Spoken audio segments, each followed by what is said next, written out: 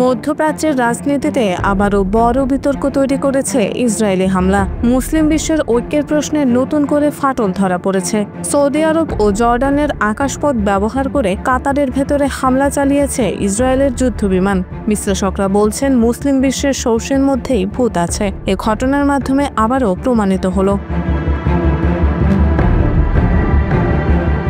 মঙ্গলবার কাতারে ফিলিস্তিনি প্রতিরোধ সংগঠনের নেতাদের সাথে বৈঠক চলাকালীন ইসরায়েলের যুদ্ধবিমান হামলা চালায়। মার্কিন প্রেসিডেন্ট ডোনাল্ড ট্রাম্পের নতুন যুদ্ধবিরতির প্রস্তাব নিয়ে আলোচনা করছিলেন নেতারা। ঠিক সেই সময়ে ইসরায়েলি প্রতিরক্ষা বাহিনী হামলা শুরু করে। এ অভিযানে অংশ নেয় অন্তত 15টি যুদ্ধবিমান। হামলার স্থান ও সময় নিয়ে আন্তর্জাতিক মহলে ব্যাপক প্রশ্ন উঠেছে। ইসরায়েল থেকে কাতারে পৌঁছাতে জর্ডান ও সৌদি আরবের আকাশপথ ছাড়া আর কোনো সংক্ষিপ্ত পথ নেই। ফলে ইসরায়েলি বিমানগুলো এই দুই দেশের আকাশসীমা ব্যবহার করেই হামলা চালিয়েছে। জর্ডান হলো ইসরায়েলের প্রতিবেশী রাষ্ট্র, আর ভৌগোলিকভাবে ইসরায়েল ও কাতারের মাঝখানে অবস্থিত সৌদি আরব। ফলে অনুমতি বা নীরব সম্মতি ছাড়া এ পথ ব্যবহার করা সম্ভব নয় বলেই কূটনৈতিক মহলের ধারণা। সৌদি আরবের সঙ্গে ইসরায়েলের কোনো আনুষ্ঠানিক কূটনৈতিক সম্পর্ক নেই, তবে সাম্প্রতিক বছরগুলোতে আড়ালে আবডালে দুই দেশের মধ্যে ঘনিষ্ঠতা বাড়ছে বলে একাধিক সূত্র জানিয়েছে। বিভিন্ন গণমাধ্যম জানিয়েছে, দুই দেশের মধ্যে নিয়মিত গোয়েন্দা তথ্য আদান প্রদান হয়। এর আগেও সৌদি আরব ইসরায়েলকে ইরানের মিসাইল ও ড্রোন হামলা প্রতিহত করতে সহায়তা করেছিল।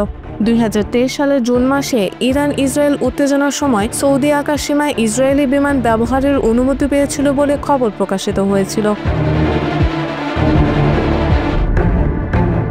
সৌদি আরব প্রকাশ্যে বলছে, ইসরায়েলকে অবশ্যই একটি স্বাধীন ফিলিস্তিন রাষ্ট্রের বিষয়ে সম্মত হতে হবে, কিন্তু বাস্তবে সৌদি আরব চাইছে যুক্তরাষ্ট্র থেকে দীর্ঘমেয়াদী প্রতিরক্ষা চুক্তি এবং পারমাণবিক প্রযুক্তির সহযোগিতা। বিশ্লেষকদের মতে, সৌদি আরব অর্থনৈতিক রূপান্তরের ভিশন 2030 বাস্তবায়নের প্রযুক্তিগত সহায়তা খুঁজছে। ইসরায়েল প্রযুক্তিগতভাবে উন্নত হওয়ায় গোপনে এই দুই দেশের মধ্যে সামরিক সরঞ্জাম কেনাবেচা ও সহযোগিতা আলোচনা চলছে। অন্যদিকে জর্ডান মধ্যপ্রাচ্যে আমেরিকার অন্যতম ঘনিষ্ঠ মিত্র। দেশটি নিয়মিত বিপুল পরিমাণ অর্থনৈতিক ও সামরিক সহায়তা পেয়ে আসছে যুক্তরাষ্ট্র থেকে। মিশরের পর জর্ডানই ছিল দ্বিতীয় আরব রাষ্ট্র যা ইসরায়েলের সঙ্গে শান্তি চুক্তি স্বাক্ষর করে। ইসরায়েল জর্ডান সীমান্ত দীর্ঘ এবং উন্মুক্ত হওয়ায় দুই দেশ সীমান্ত নিরাপত্তা ও গোয়েন্দা তথ্য আদান প্রদানে দীর্ঘদিন ধরে ঘনিষ্ঠভাবে কাজ করছে। ফলে কাতারে ইসরায়েলি বিমানের হামলায় জর্ডানের ভূমিকা নিয়েও প্রশ্ন উঠেছে।